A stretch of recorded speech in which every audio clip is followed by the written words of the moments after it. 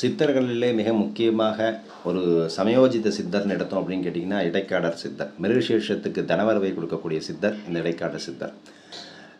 பொதுவாக இடைக்காடர் சித்தர் பார்த்திங்கன்னா நாட்டில் பசி பஞ்சம் பட்னி வர்றதுக்கு முன்னாடியே அவங்க அது ஆடு மேய்ச்சிட்டு இருந்த ஒரு நபராக சொல்லப்படக்கூடிய ஒரு சித்தர்.